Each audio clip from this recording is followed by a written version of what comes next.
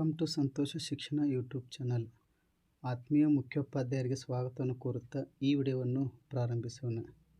2025-26ನೇ ಸಾಲಿನಲ್ಲಿ ಕ್ರೀಡಾಕೂಟಗಳನ್ನು ಆಯೋಜಿಸುವ ಸಂದರ್ಭದಲ್ಲಿ ಮಕ್ಕಳನ್ನು ಕ್ರೀಡಾಕೂಟದಲ್ಲಿ ಭಾಗವಹಿಸಲು ಕರೆದುಕೊಂಡು ಹೋಗುವಂತಹ ಸಂದರ್ಭದಲ್ಲಿ ಎಲಿಜಿಬಿಲಿಟಿ ಸರ್ಟಿಫಿಕೇಷನ್ ಮಾಡಬೇಕಾಗಿರುತ್ತದೆ. ಈ ಎಲಿಜಿಬಿಲಿಟಿ ಸರ್ಟಿಫಿಕೇಷನನ್ನು ನಾವು ಆನ್ಲೈನ್ ಮೂಲಕ ಮಾಡಲು ಈ ವರ್ಷ ಇಲಾಖೆಯು ಆದೇಶಿಸಿರುತ್ತದೆ.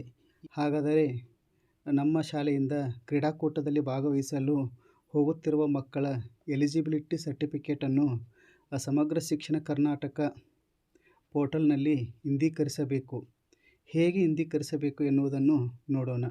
ಗೂಗಲ್ ಬ್ರೌಸರ್ನಲ್ಲಿ ಸರ್ಚ್ ಬಾರ್ನಲ್ಲಿ ಸಮಗ್ರ ಶಿಕ್ಷಣ ಕರ್ನಾಟಕ ಎಂದು ಟೈಪ್ ಮಾಡಿ ಸರ್ಚ್ ಕೊಡಿ. ಈ ರೀತಿ ಸಮಗ್ರ ಶಿಕ್ಷಣ ಕರ್ನಾಟಕ ಇಂಟರ್ಫೇಸ್ ಓಪನ್ ಆಗುತ್ತದೆ. ಕೆಳಗಡೆ ಸ್ಕ್ರಾಲ್ ಮಾಡಿದಾಗ ಕೊನೆಯಲ್ಲಿ ಸ್ಪೋರ್ಟ್ಸ್ ಎಂಬ ಒಂದು ಆಪ್ಷನ್ ಎನೇಬಲ್ ಆಗಿದೆ. ಲಾಗಿನ್ ಮೇಲೆ ಕ್ಲಿಕ್ ಮಾಡಿರಿ. ನಂತರ department of school education school games federation of India page open ಆಗುತ್ತದೆ. ಯೂಸರ್ ಐ ಡಿ, ಪಾಸ್ವರ್ಡ್ ಹಾಗೂ ಕ್ಯಾಪ್ಚಾ ಹಾಕಿ ಲಾಗಿನ್ ಆಗಬೇಕಾಗುತ್ತದೆ. ಯೂಸರ್ ಐ ಡಿ ಮತ್ತು ಪಾಸ್ವರ್ಡ್ ನಮ್ಮ ಶಾಲೆ ಡೈಸ್ ಕೋಡ್ ಆಗಿರುತ್ತದೆ. ಸಸ್ಯ ಶ್ಯಾಮಲ ಇನ್ಸೆಂಟಿವ್ ಡೀಟೇಲ್ಸನ್ನು ಎಂಟ್ರಿ ಮಾಡುವಾಗ ಬಳಸುವಂತಹ ಯೂಸರ್ ಐ ಡಿ ಪಾಸ್ವರ್ಡನ್ನೇ ನಾವು ಇಲ್ಲಿ ಬಳಸಬೇಕಾಗುತ್ತದೆ. ಲಾಗಿನ್ ಆದಾಗ ನಮಗೆ ಈ ರೀತಿಯಾದಂಥ ಒಂದು ಇಂಟರ್ಫೇಸ್ ಓಪನ್ ಆಗುತ್ತದೆ.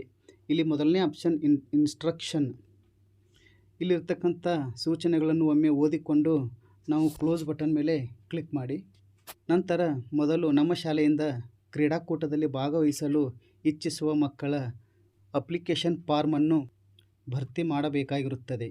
ಎಲಿಜಿಬಿಲಿಟಿ ಸರ್ಟಿಫಿಕೇಟನ್ನು ಭರ್ತಿ ಮಾಡಿ ಕ್ಲಸ್ಟರ್ ಹಂತಕ್ಕೆ ಫಾರ್ವರ್ಡ್ ಮಾಡಬೇಕಾಗಿರುತ್ತದೆ. ಆದ್ದರಿಂದ ಮೊದಲು ನಮ್ಮ ಶಾಲೆಯಿಂದ ಭಾಗವಹಿಸುವ ಮಕ್ಕಳ ಮಾಹಿತಿಗಳು ಬೇಕಾಗುತ್ತದೆ. ಎಲಿಜಿಬಿಲಿಟಿ ಫಾರ್ಮನ್ನು ಭರ್ತಿ ಮಾಡಲು ಬೇಕಾಗುವಂತಹ ಮಾಹಿತಿಗಳು ಮಗುವಿನ SATS ನಂಬರ್, ಮಗುವಿನ ಭಾವಚಿತ್ರ, ಮಗುವಿನ ಸೈನ್ ಇರುವಂತಹ photo copy, bank account number, bank IFSC code. ಈ ಮಾಹಿತಿಗಳು ನಮ್ಮ ಮೊಬೈಲ್ನಲ್ಲಿ ಅಥವಾ ಲ್ಯಾಪ್ಟಾಪ್ನಲ್ಲಿ ಸೇವ್ ಮಾಡಿ ಇಟ್ಟುಕೊಳ್ಳಬೇಕಾಗುತ್ತದೆ. ನಾವು ಎಲಿಜಿಬಿಲಿಟಿ ಫಾರ್ಮನ್ನು ಭರ್ತಿ ಮಾಡುವಾಗ SATS ಅನ್ನು ಹಾಕಿ ಪೇಜ್ ಕೊಟ್ಟಾಗ SATSನಲ್ಲಿರ್ತಕ್ಕಂಥ ಆ ಮಗುವಿನ ಸಂಪೂರ್ಣವಾದ ಮಾಹಿತಿಯು ಕೆಳಗಡೆ ತೆರೆದುಕೊಳ್ಳುತ್ತದೆ. ಪಾರ್ಟಿಸಿಪೇಷನ್ ಟೈಪ್ ಇಂಡಿವಿಜುವಲ್, ಗ್ರೂಪ್ ಸಂಬಂಧಪಟ್ಟಂತಹ ಆಯ್ಕೆಯನ್ನು ಸೆಲೆಕ್ಟ್ ಮಾಡಬೇಕು. ಕ್ಯಾಟಗರಿ ಟೈಪ್ ಅಥ್ಲೆಟಿಕ್ಸ್, ಗೇಮ್ಸ್ ಸಂಬಂಧಪಟ್ಟಂತಹ ಆಯ್ಕೆಯನ್ನು ಸೆಲೆಕ್ಟ್ ಮಾಡಬೇಕು. ಜೆಂಡರ್, ಏಜ್ ಗ್ರೂಪ್, ಡಿಸೆಬಿಲಿಟಿ ಇವು ಆಟೋಮೆಟಿಕ್ಕಾಗಿ ಫೆಚ್ ಆಗುತ್ತವೆ. ನಂತರ ಅಥ್ಲೆಟಿಕ್ಸ್ ಆರ್ ಗೇಮ್ಸ್, ಈ ಮಗು ಯಾವ ಒಂದು ಕ್ರೀಡೆಯಲ್ಲಿ ಭಾಗವಹಿಸಲು ಇಚ್ಛಿಸುತ್ತದೆ ಆ ಕ್ರೀಡೆಯನ್ನು ನಾವು ಇಲ್ಲಿ ಸೆಲೆಕ್ಟ್ ಮಾಡಬೇಕಾಗುತ್ತದೆ. ಹಾಗೂ ಆ್ಯಡ್ ಇವೆಂಟ್ ಮೇಲೆ ಕ್ಲಿಕ್ ಮಾಡಿರಿ.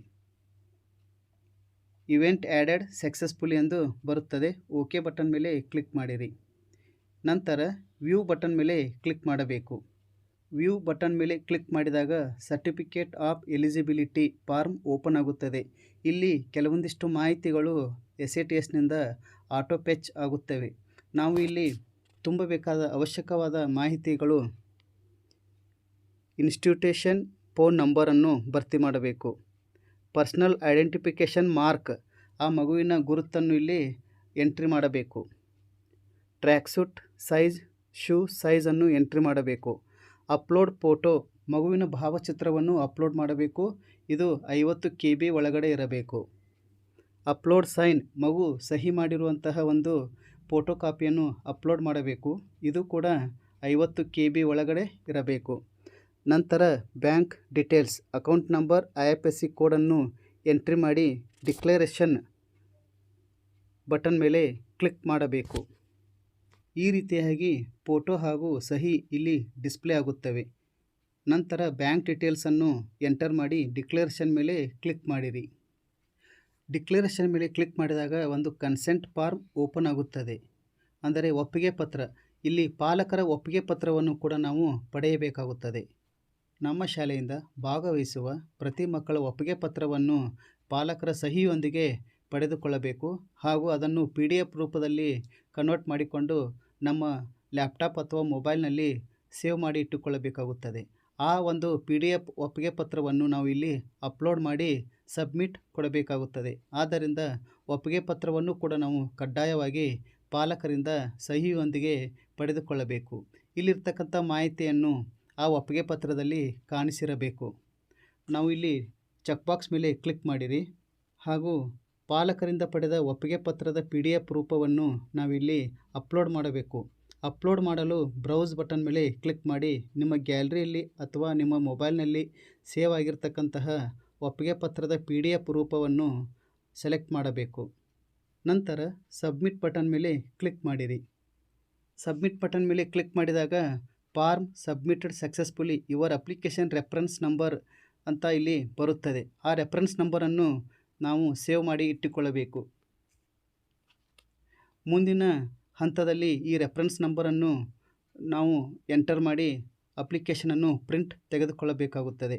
ಆದ್ದರಿಂದ ಈ ರೆಫರೆನ್ಸ್ ನಂಬರನ್ನು ಸೇವ್ ಮಾಡಿ ಇಟ್ಟುಕೊಳ್ಳಿರಿ. ಓಕೆ ಬಟನ್ ಮೇಲೆ ಕ್ಲಿಕ್ ಮಾಡಿರಿ.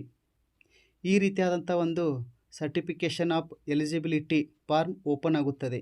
ಈ ಒಂದು ಸರ್ಟಿಫಿಕೇಟ್ ಆಫ್ ಎಲಿಜಿಬಿಲಿಟಿ ಫಾರ್ಮ್ಗೆ ಮುಖ್ಯ ಶಿಕ್ಷಕರು ಸಹಿ ಮಾಡಬೇಕು ಹಾಗೂ ಕೋಚ್ ಕೂಡ ಸಹಿ ಮಾಡಬೇಕು.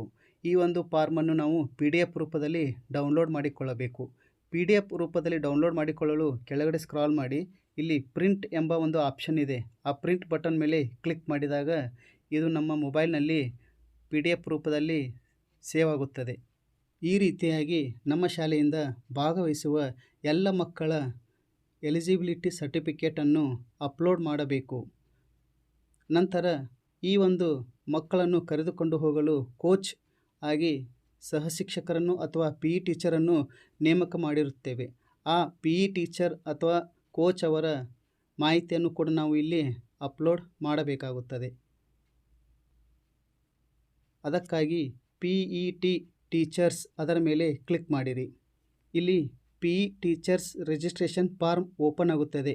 KGID number, name, father name, gender, designation, date of birth, mobile number ಹಾಗೂ ಆ PE ಟೀಚರ್ ಅವರ ಫೋಟೋವನ್ನು ಅಪ್ಲೋಡ್ ಮಾಡಿ ರಿಜಿಸ್ಟರ್ ಮೇಲೆ ಕ್ಲಿಕ್ ಮಾಡಬೇಕು. ಈ ರೀತಿಯಾಗಿ ಅಪ್ಲೋಡ್ ಮಾಡಿದ ಫೋಟೋ ಇಲ್ಲಿ ಡಿಸ್ಪ್ಲೇ ಆಗುತ್ತದೆ.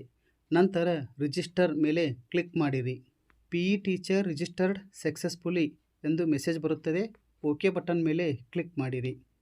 ನಂತರ ನಮ್ಮ ಶಾಲೆಯಿಂದ ಭಾಗವಹಿಸಿದ ಎಲ್ಲ ಮಕ್ಕಳ ಎಲಿಜಿಬಿಲಿಟಿ ಸರ್ಟಿಫಿಕೇಟನ್ನು ಭರ್ತಿ ಮಾಡಿದ ಮೇಲೆ ಈ ಮಕ್ಕಳ ಮಾಹಿತಿಯನ್ನು ನಾವು ಮುಂದಿನ ಹಂತಕ್ಕೆ ಅಂದರೆ ಕ್ಲಸ್ಟರ್ ಹಂತಕ್ಕೆ ಫಾರ್ವರ್ಡ್ ಮಾಡಬೇಕಾಗುತ್ತದೆ. ಫಾರ್ವರ್ಡ್ ಮಾಡಲು ನಾವು ರಿವ್ಯೂ ಬಟನ್ ಮೇಲೆ ಕ್ಲಿಕ್ ಮಾಡಬೇಕು. ಈ ರೀತಿಯಾಗಿ ನಮ್ಮ ಶಾಲೆಯಿಂದ ಕ್ರೀಡಾಕೂಟದಲ್ಲಿ ಭಾಗವಹಿಸುವ ಮಕ್ಕಳ ಎಲಿಜಿಬಿಲಿಟಿ ಸರ್ಟಿಫಿಕೇಟನ್ನು department of school education sports games federation of India web ಪೋರ್ಟಲ್ನಲ್ಲಿ ಇಂದೀಕರಿಸಬೇಕು ಹಾಗೂ PE ಟೀಚರ್ ಅವರ ರಿಜಿಸ್ಟ್ರೇಷನ್ ಕೂಡ ನಾವು ಮಾಡಬೇಕಾಗುತ್ತದೆ. ಮುಂದಿನ ವಿಡಿಯೋದಲ್ಲಿ ಈ ಒಂದು ಮಕ್ಕಳ ಎಲಿಜಿಬಿಲಿಟಿ ಸರ್ಟಿಫಿಕೇಟನ್ನು ಮೂವ್ ಟು ಕ್ಲಸ್ಟರ್ ಹಂತಕ್ಕೆ ಹೇಗೆ ಫಾರ್ವರ್ಡ್ ಮಾಡಬೇಕು ಎನ್ನುವುದನ್ನು ಮುಂದಿನ ವಿಡಿಯೋದಲ್ಲಿ ಚರ್ಚಿಸೋಣ.